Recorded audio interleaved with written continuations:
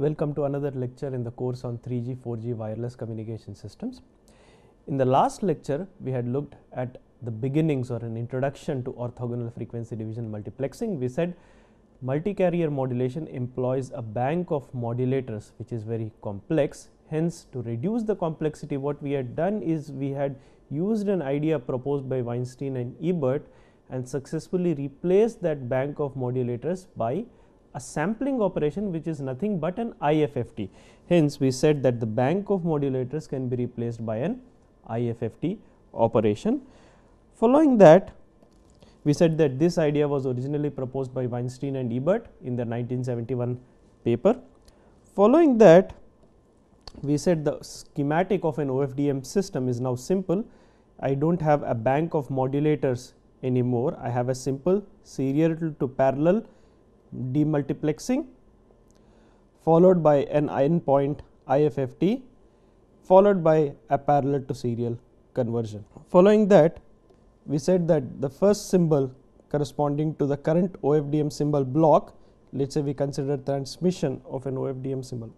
Hence, there is inter-symbol interference from the previous transmitted OFDM samples, right.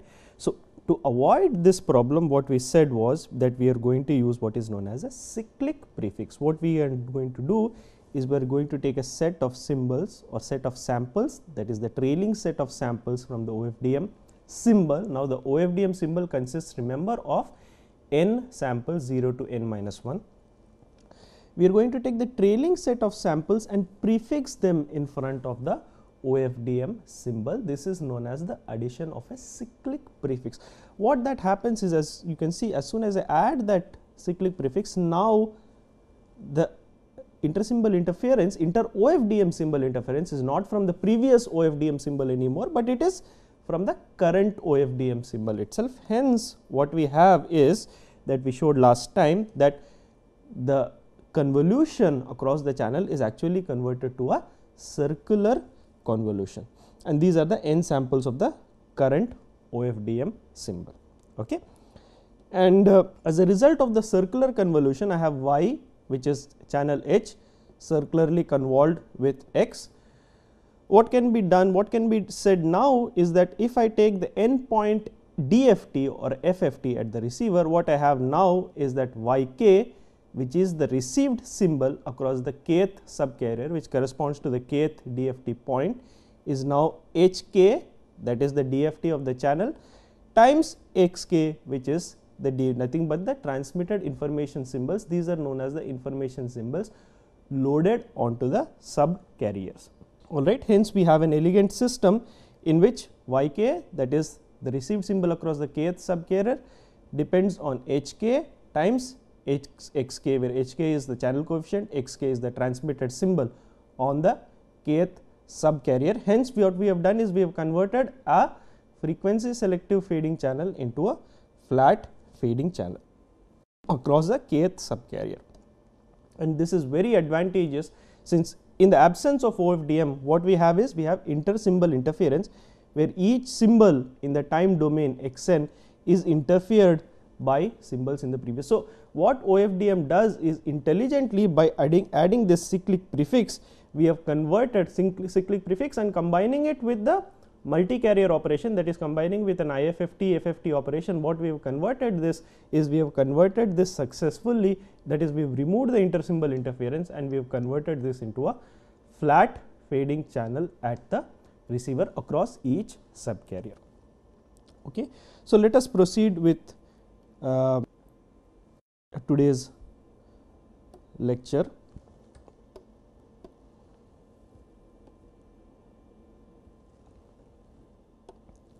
So, what we have is that we have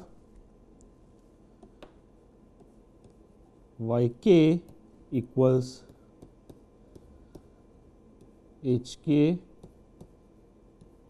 times xk, that is received symbol across kth subcarrier. This is, let me emphasize again, received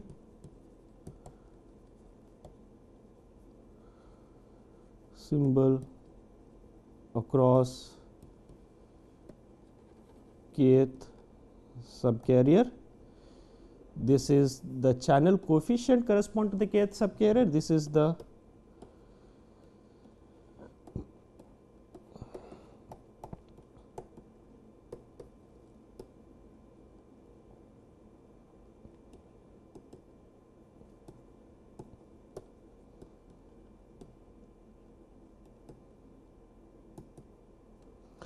and this is the transmitted symbol across the kth, or the symbol that is loaded onto the kth subcarrier. This is the symbol loaded onto kth subcarrier. Remember, before transmitting the symbols, we are taking an IFFT of this transmit symbol. So each symbol can be thought of as existing in the frequency domain and as being loaded onto the kth subcarrier. We are taking the IFFT and converting these symbols from the frequency domain into the time domain. That's a simplistic way to look at it. So xk is nothing but the symbol that is loaded onto the kth subcarrier. These are the digital modulated symbols. These are BPSK, QPSK modulated symbols. All right.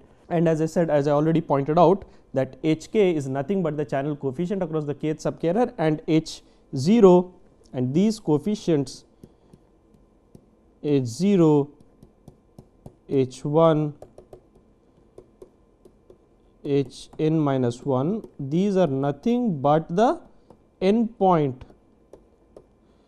DFT of H0, the channel FIR filter, that is H0 up to HL minus 1, where the FFT is done after 0 padding, that is after 0 padding, since L is less than N after. So the capital H's, which are the channel coefficients across each subcarrier, are nothing but the endpoint DFT of H0, H1 up to HL minus 1, that is the channel FIR filter after 0 padding. Okay. So what we have now is that we have yk equals hk times xk. So across each subcarrier, essentially we have across the 0th subcarrier, I can write this as y0 equals h0 times h0. I can write y1 equals h1 times x1, so on and so forth. I can write yn minus 1 equals hn minus 1 times xn minus 1. So I have converted my frequency selective channel into a set of n parallel flat fading channels. So these are my set of n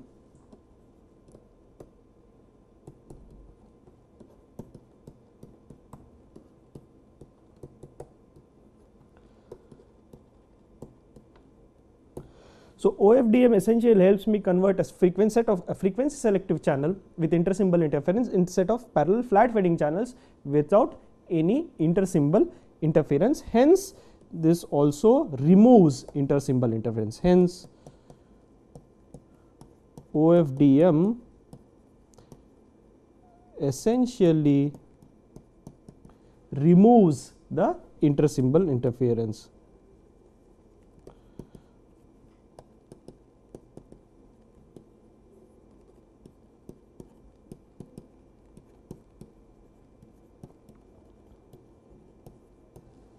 Hence, OFDM essentially removes the effect of intersymbol interference. Schematically, I can express the effect of OFDM as follows.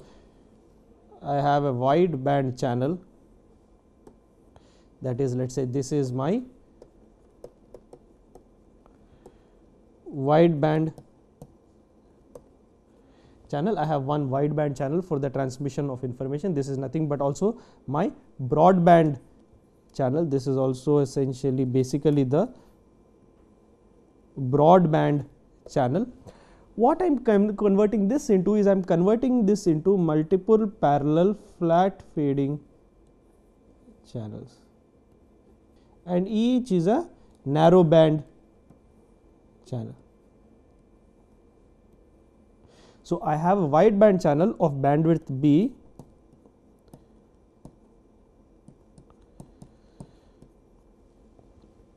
What I am doing is I have used OFDM to convert this into a set of n parallel narrowband channels, n parallel narrowband channels. Each channel has a bandwidth b by n. So, let me write that each channel has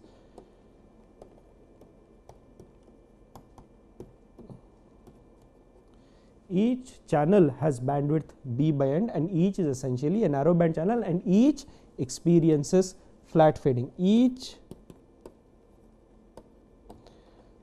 narrowband channel experiences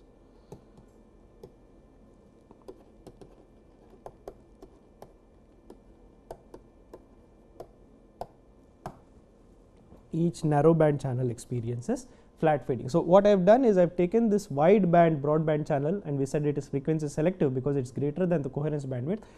Using OFDM, I have intelligently converted it to a set of parallel narrowband channels. Each is a narrowband channel, hence experiences flat fading, and I am transmitting information streams in parallel across this narrowband channel. That is what I have done. And let me now draw a schematic for this OFDM system with the cyclic prefix, schematic.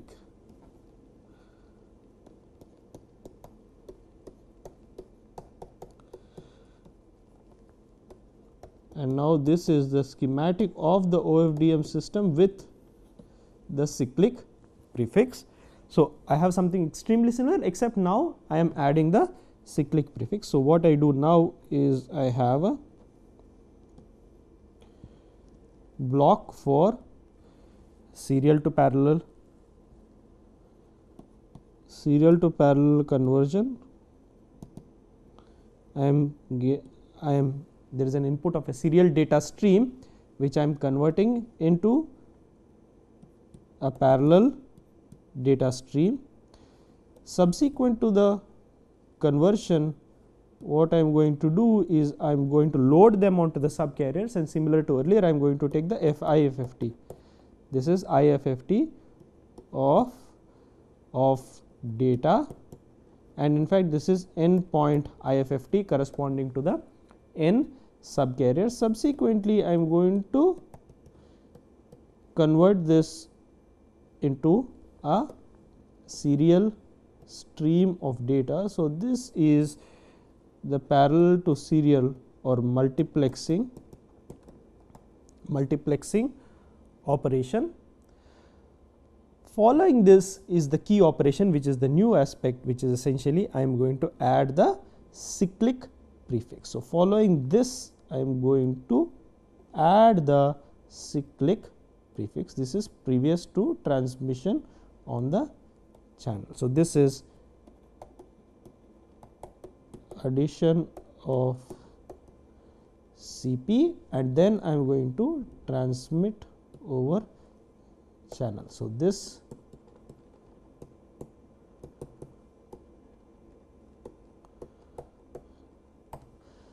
I am going to transmit over channel. So, the new block essentially is this block over here, which corresponds to addition of the cyclic prefix. This new block corresponds to addition of the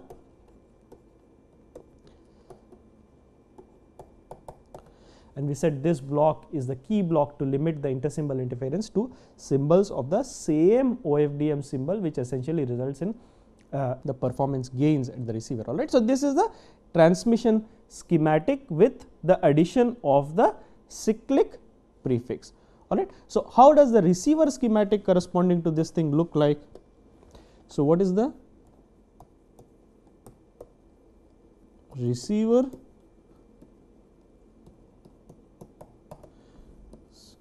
schematic?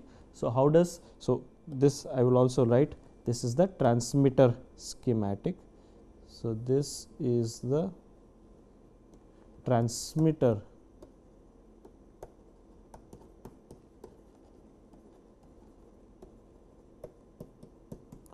This is the transmitter schematic. And how does the corresponding receiver schematic look with the addition of the cyclic prefix?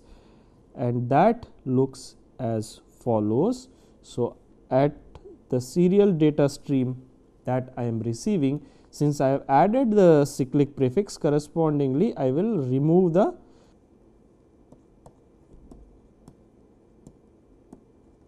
this is the cyclic prefix removal, which experiences the intersymbol interference. Remember, the early part of the symbol experiences intersymbol interference. So, corresponding to that part I will remove the cyclic prefix. So, this is the cyclic prefix removal block.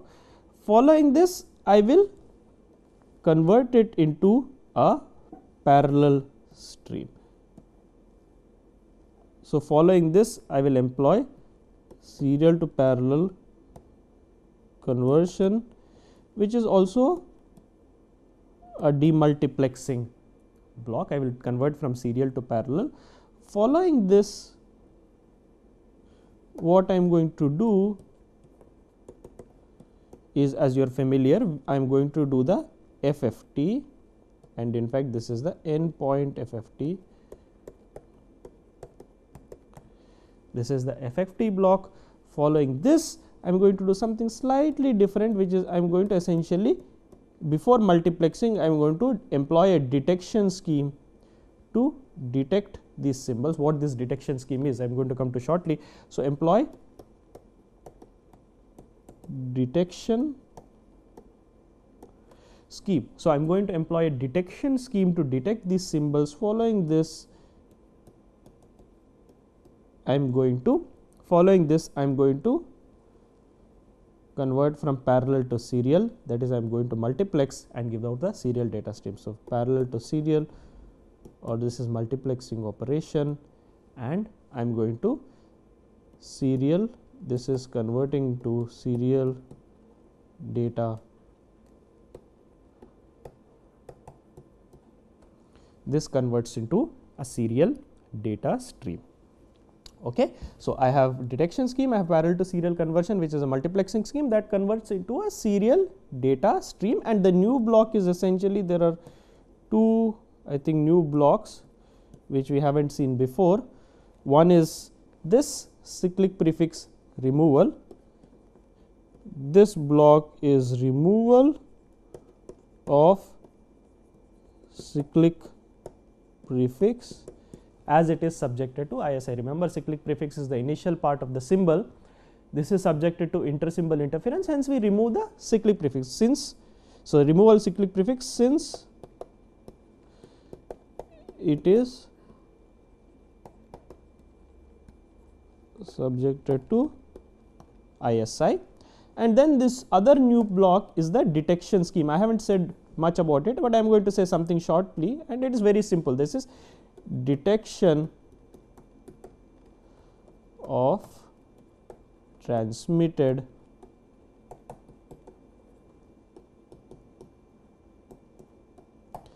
this is detection of the transmitted symbols, and this is the, now this is the receiver schematic, this is the complete receiver schematic, this is the receiver schematic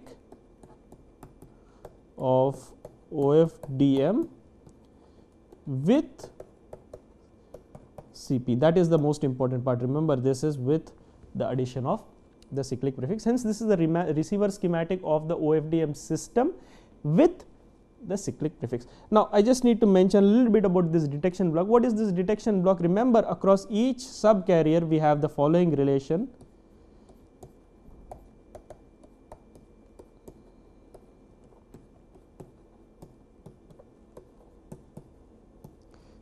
This is the received symbol, yk is the received symbol, hk is the channel coefficient across the kth subcarrier, xk is the transmitted symbol, nk is nothing but the noise across the kth subcarrier. We haven't talked too much about this, but it is the noise across the kth subcarrier. Now remember, xk has the effect of hk, similar to a flat fading channel. Remember, we have to employ some detection scheme because this hk distorts the phase of hk. So what we can do is, one simple scheme is to simply divide yk by hk, that is simple, similar to the zero forcing receiver that we have already seen. So the one simple detection scheme. So a simple detection scheme for xk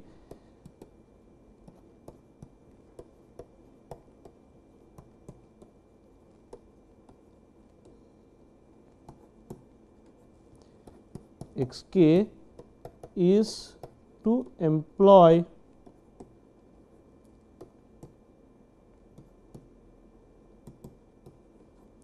a simple detection scheme for xk is to employ zero forcing, in which I will do 1 over hk times, which means xk hat equals 1 over hk times yk, which is nothing but gives me xk plus nk divided by hk. This is nothing but some new noise n tilde k and so on. So this is nothing but, this is the zero forcing receiver used for detection at the OFDM receiver. This has to be done for each subcarrier. Right? What has to be done is that this process has to be done for each subcarrier. So this is the zero forcing. So let me mention that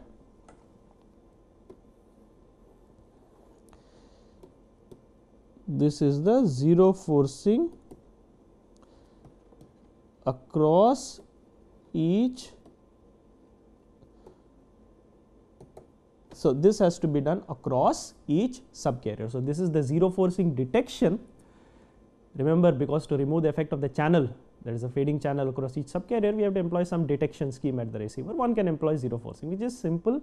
To put it simply, it is simply dividing the received symbol by the channel coefficient. That is what we are saying. Of course, if you are more little bit, one can also directly see that you need not employ dividing. You can in fact multiply by hk conjugate. So if you multiply by hk conjugate, what you have is hk conjugate yk equals mod hk square xk plus some noise n prime k, and you can clearly see in this case this is always, this is mod hk square or magnitude hk square is real number, hence this has no phase, hence it does not distort xk. However, it distorts the amplitude because it has some power, it distorts the amplitude, but it does not distort the phase. Hence, if you have a BPSK constellation, I can employ this also. This is nothing but essentially a matched filter detection.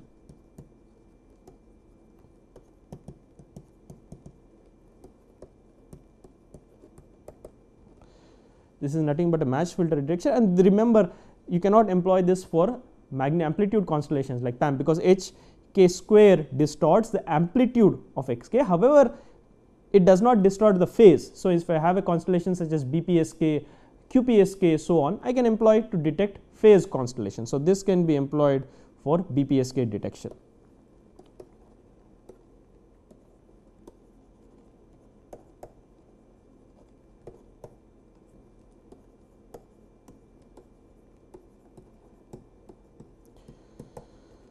So this can be employed for BPSK detection, and of course one can also be slightly more fancy and one can be slightly more involved technical, and as we said, zero forcing results in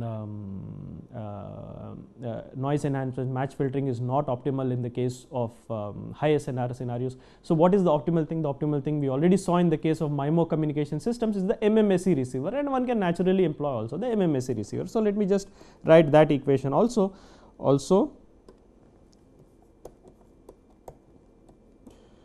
One can employ MMSE detector, and MMSE gives you better results, and the optimal detector and MMSE detector we already know x hat k, the MMSE or x hat k MMSE is nothing but multiply h conjugate k divided by magnitude hk square plus sigma n square into yk. This we have already seen, is the MMSE receiver and it is optimal. Now, you can see at high SNR it reduces to the matched filter, which is h conjugate k divided by mod hk square, which is nothing but 1 over hk. At low SNR, this is simply h conjugate k divided by sigma n square, which is nothing but the matched filter. Hence, this is again the same thing which is related to as we have seen in the case of MIMO. So, this is the optimal at both high SNR and low SNR and doesn't result in noise enhancement. This we have already said is the MMSE receiver. This is the MMSE receiver across the kth subcarrier for OFDM.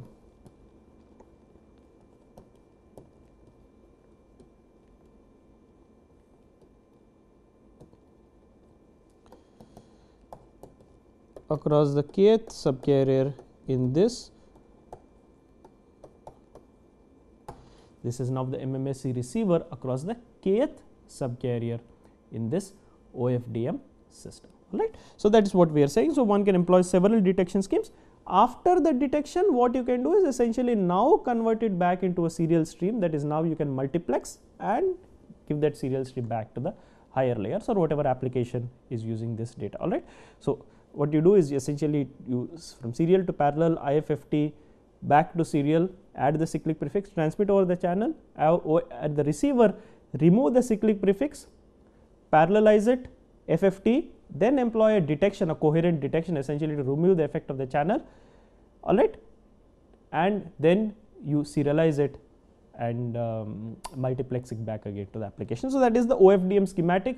It is very simple in the sense it is a very low computational complexity as we have already seen, because it employs simple IFFT, FFT operations which can be implemented for a large number of subcarriers, that is n equals 1024, 2048 also. And that is the reason why we said, remember earlier we said that these number of subcarriers have to be a power of 2, and now you can clearly see the reason. That is because we are employing an IFFT and FFT, and these algorithms, we have fast algorithms for FFT in case essentially the number of points in the FFT is a multiple of 2. Hence, typically the number of subcarriers one employs are 256, 512, 1024, 2048 depending on the scenario. So, what we are saying is while employing this OFDM system, we have successfully converted this, and of course intelligently employing the cyclic prefix, which is not to be forgotten, we have converted this wideband channel, which is a frequency selective intersymbol interference limited channel, into something that is looks like a flat fading channel across these n subcarriers. All right. So, that is the biggest advantage of OFDM. Let me come back to talk a little bit more about the cyclic prefix. Let me talk a little bit more about the cyclic prefix. Now, remember in the cyclic prefix what we are doing is we have a sequence of OFDM. These are the OFDM samples.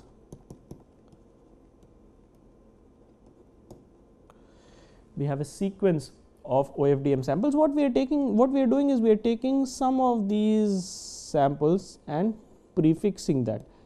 That is, we have xn minus 1, xn minus 2.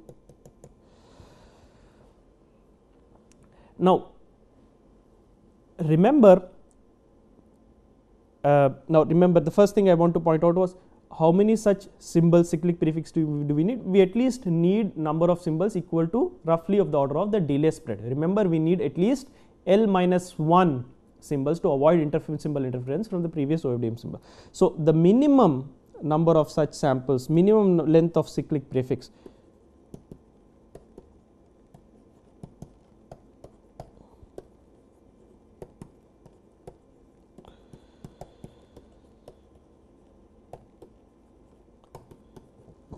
So, the minimum length of cyclic prefix required is L. In fact, you can see that this is related to the order of the delay spread, or in fact to be precise it is L minus 1. This is the delay spread. In fact, the delay spread is L. This is related to the delay spread of this channel. In fact,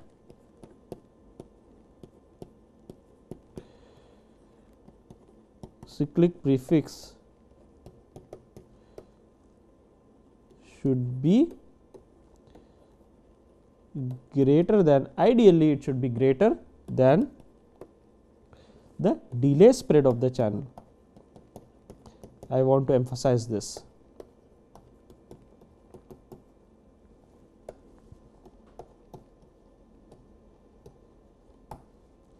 This is key. Remember, we said in a wireless communication system, the channel has a delay spread, that is, energy is not arriving at a single point of time, but it is arriving in a delay. That is what gives rise to this intersymbol interference and this FIR filter of channel taps of delay spread L, because signal energy is arriving across the spread. Alright. So, what we are saying is this cyclic prefix that is added here, this is the cyclic prefix, this length has to be greater than the length of this cyclic prefix has to be greater than the delay spread. In fact, the larger it is, the better it is. Alright, or I'll simply write it as greater than or equal to L. Alright, and this is to avoid OFDM symbol interference. This addition of cyclic prefix is, as we said, to avoid inter OFDM symbol interference. So, this is to avoid inter OFDM symbol interference. Okay. However, there is a catch here. Remember, because of addition of cyclic prefix, we are transmitting these symbols xn minus 1, xn minus 2, so on twice. That is, we are transmitting them once as the OFDM samples, once we are transmitting them as the cyclic prefix. So, what we are doing is we are simply taking these symbols and repeating them. Now, although x0, x1, xn minus 1 are information symbols, simply repeating them will not convey any additional information. So, the idea that I want to bring about here, simply repeating information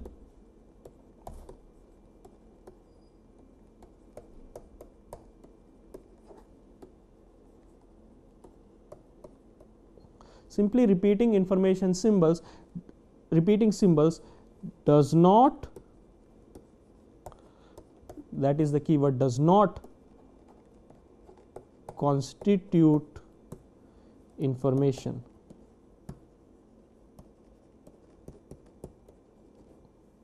Alright. What is information? Information is new symbols that the receiver have not seen before, which encodes information. If I am simply repeating the same symbols, there is no information. In fact, there is loss of spectral efficiency, there is a loss of bandwidth, because you are transmitting the same symbols. Hence, what we are saying is the addition of cyclic prefix results in a loss of spectral efficiency, loss of efficiency, or loss of effective throughput in the systems. Hence, the catch is, hence the effect of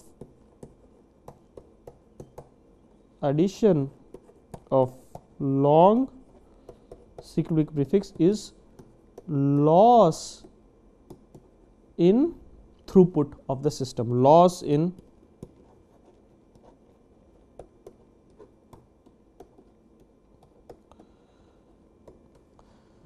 hence that is the catch. Essentially, that is the catch. What is the catch? The catch is essentially we would like to have a longer cyclic prefix, much greater than the delay spread of the channel, so that you can protect against intersymbol interference. However, the moment you start using longer and longer cyclic prefix, what you will have is cyclic prefix becomes dominant, and then you will start losing in terms of effective throughput of the system. So, there is a trade-off in terms of cyclic prefix versus the throughput of the system. One has to manage the length of the cyclic prefix such that the throughput does not get affected significantly. In fact, the loss in efficiency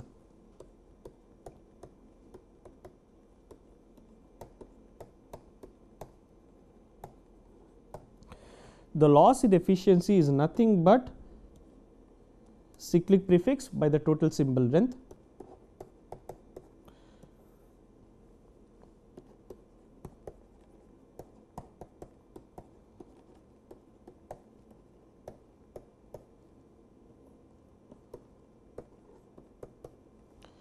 which is equal to, we know that the cyclic prefix length is nothing but L minus 1 The total OFDM symbol length is OFDM samples plus cyclic prefix, which is n plus L minus 1.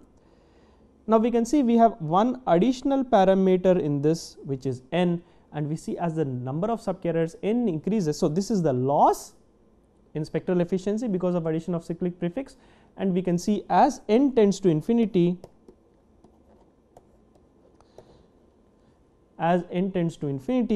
L by n plus L minus 1 tends to essentially tends to 0. So, we can see limit n tends to infinity, L minus 1 divided by n plus L minus 1 tends to 0, implies the loss in spectral efficiency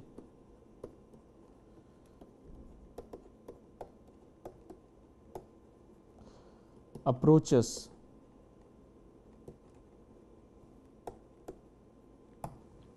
hence. What this says is one has to employ progressively more and more subcarriers. So, the larger the number of subcarriers, the better it is, so that the cyclic prefix does not result in loss of throughput. So, larger number of subcarriers, so hence larger number of subcarriers, hence larger number of subcarriers implies lower loss on susceptive system throughput, lower loss of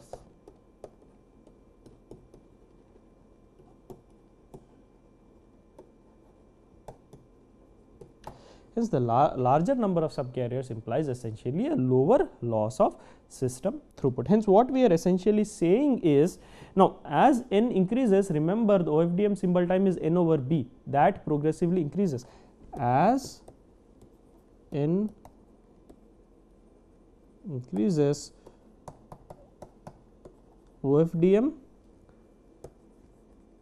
symbol time n over b, which is the large OFDM symbol time, that increases. As n increases, the OFDM symbol time n over b progressively increases.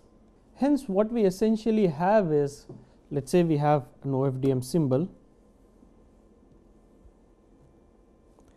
and this is the OFDM symbol time, and this is the delay spread, which essentially affects the as affected by the intersymbol interference. This is the intersymbol interference affected part. This is essentially what is the n over b part.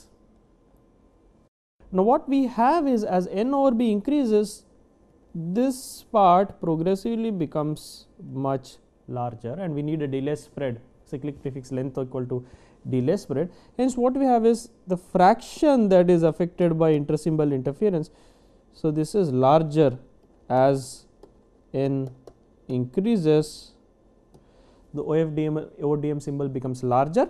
Hence, a smaller fraction is affected by intersymbol interference. Hence,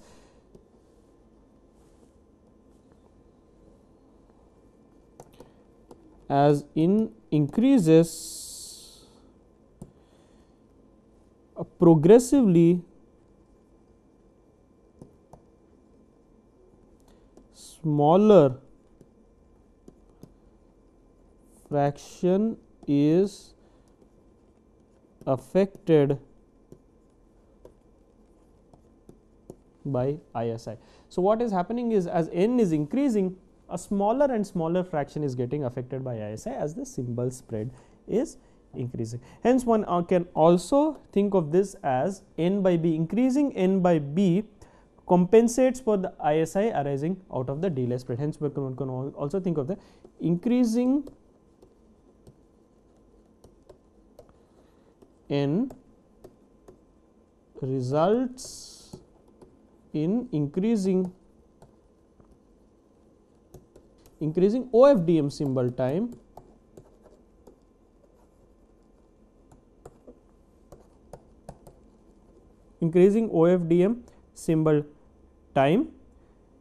which compensates for the ISI. So, ISI becomes a progressively smaller fraction which comprises for the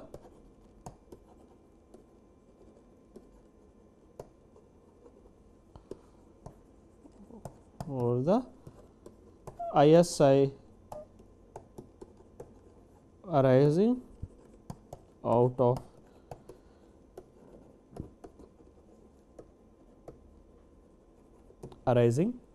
the delay spread. However, what is the trade-off in increasing n?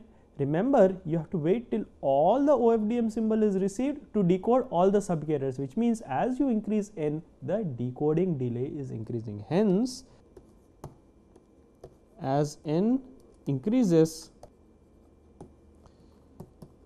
the decoding delay of the system increases.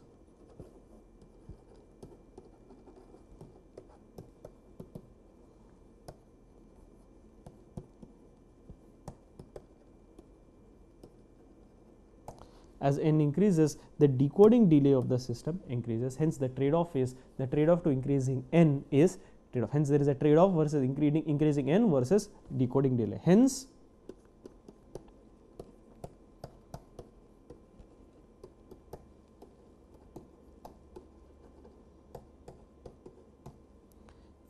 for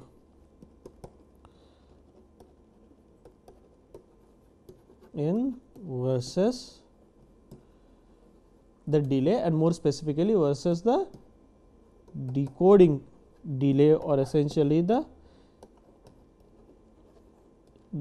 data delay. Hence, that is the trade-off. If you increase the number of subcarriers to a very large number, you will have progressively more and more delay in decoding all these OFDM symbols, which might not be suitable in some applications. Let's say you have an audio or video application which requires fast data to be decoded. For instance, if you are watching a movie, you have to have streaming video, you have to have a frame that is decoded every so and so time. You cannot have a large time interval or a large delay for decoding these symbols. Since that is the decoding delay is also a very important parameter in systems, especially 4G wireless systems. All right. Also, let's look at one intuitive understanding of this. Let's look at an intuitive framework. Let's look at an intuitive framework.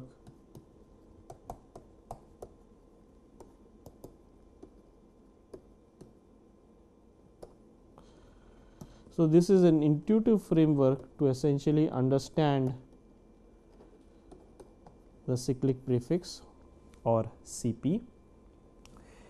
We are saying that the number of symbols in the cyclic prefix or NCP. So, the number of symbols in the cyclic prefix NCP has to be such that the number of symbols into symbol time has to be greater than or equal to the delay spread. Remember, that is what we are saying. The length of the cyclic prefix or the duration of the cyclic prefix should be greater than the delay spread. Cyclic prefix has n symbols, each is of duration Ts, which is the symbol time, that is 1 over b, that is the sample duration. So, NCP into sample duration should be greater than the delay spread, which means NCP should be greater than or equal to Td over Ts. Now, remember, we already said the symbol time is nothing but 1 over b. So, 1 over Ts equals b, and we said Td, the delay spread, is nothing but 1 over twice the coherence bandwidth. So, this is equal to 1 over 2 Bc. Hence, what we are saying is NCP greater than or equal to b by 2 Bc. So, what we are saying, the first thing we are saying is intuitively NCP should be greater than half b by Bc. Let's this is number of symbols.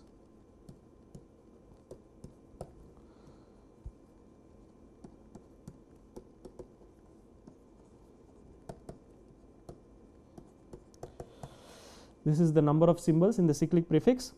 This is the bandwidth of the system.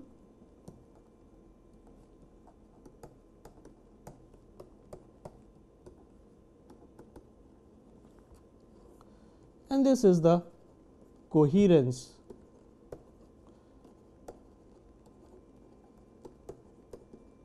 bandwidth of,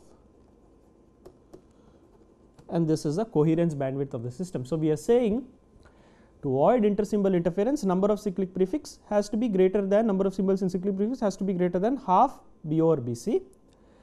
Now also we said for spectral efficiency, n is much greater than the cyclic prefix, the number of cyclic. So for efficiency on the other hand,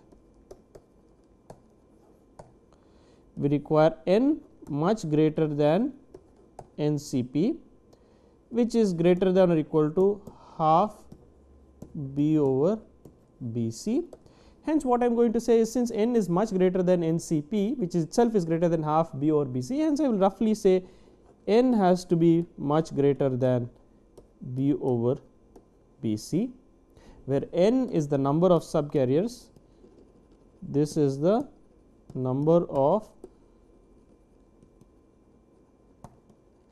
subcarriers, this is the bandwidth of the system,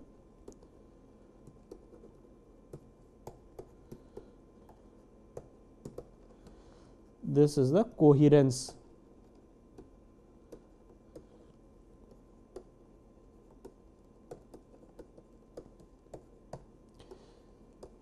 This is the coherence bandwidth of the channel. N is much greater than or equal to B over BC, and now I have something very interesting. So I look at n much greater than B over BC, I rearrange these terms, which means now taking BC to the left, I can write this as BC is much greater than P over N, and this is a very interesting result. This is the coherence bandwidth, it's much greater than B over N. And what is this B over N? Remember, B over N is nothing but the subcarrier bandwidth. So in this, these two terms as follows, this is the coherence bandwidth,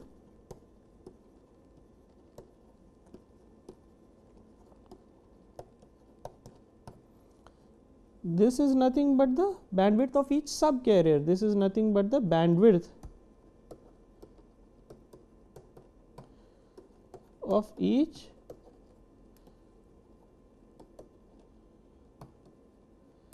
hence what this means is, as I increase n much larger than the delay spread in terms of number of symbols, the subcarrier bandwidth is less than the coherence bandwidth. So what this means is, subcarrier bandwidth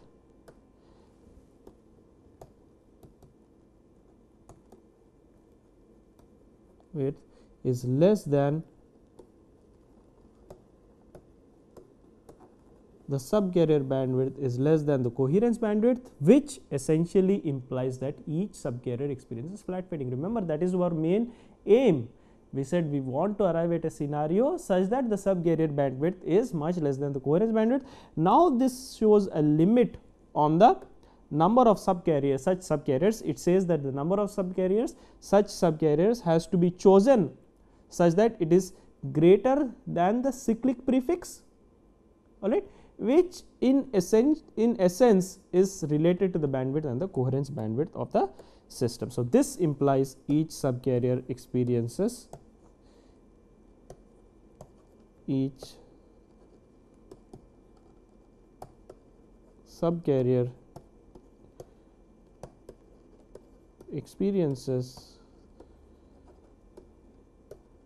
frequency flat. So by increasing n as described above, what is essentially happening is each subcarrier experiences frequency selective fading. Hence, an appropriately designed OFDM system converts a frequency selective fading channel into a set of parallel fading flat fading channels across the subcarriers. Let me just note down this final point. Thus,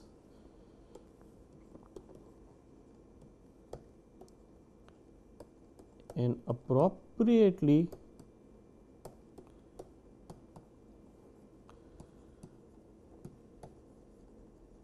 designed OFDM system converts a frequency selective fading channel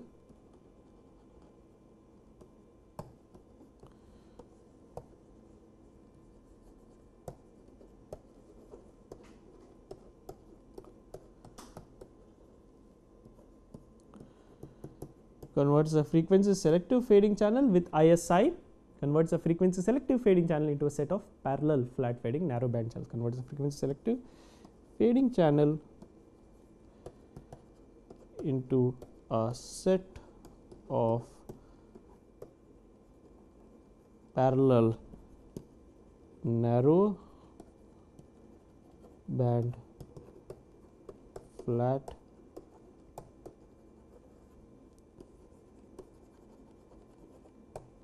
narrow band flat fading. Alright, so the appropriately designed OFDM system converts a frequency selective fading channel into a set of parallel narrow band flat fading channels across the subcarriers. In fact, let me add here across the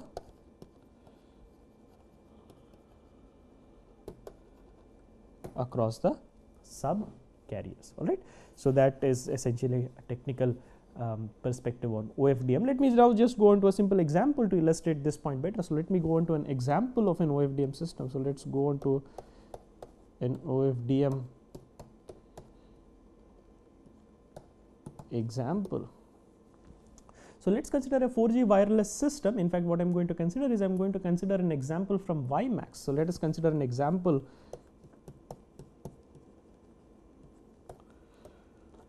of a 4G wireless system. In fact, I'm going to consider WiMAX. As we already said, WiMAX is a 4G wireless standard. WiMAX stands for Worldwide Interoperability for Microwave Access. This stands for, in fact, I have this stands for Worldwide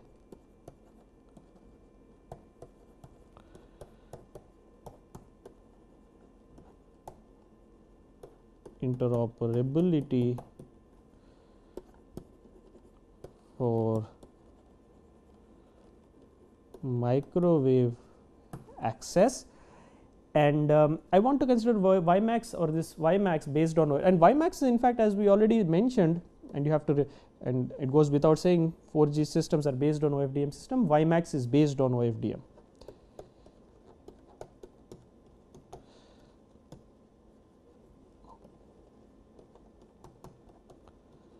That has to be clear. So far we have mentioned several points in the course that all 4G cellular standards are based on OFDM. WiMAX is in fact based on orthogonal frequency multiplexing.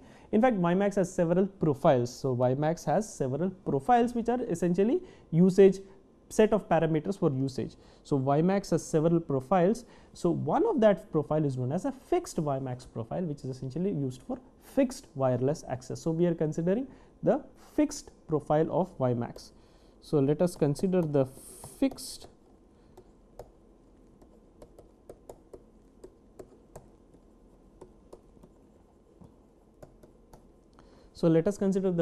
profile of WiMAX, which is essentially used for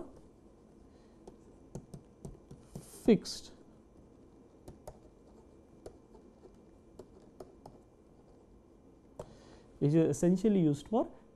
wireless access, where wireless devices are fixed. These are not mobile. All right, and this profile of WiMAX has n equals 256.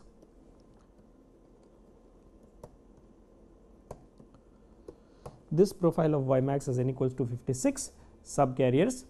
It is a 4G standard, and the subcarrier bandwidth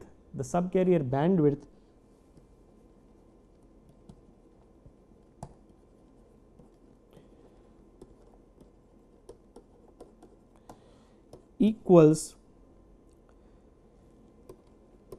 15.625 kilohertz. So the bandwidth of each subcarrier is 15.625 kilohertz.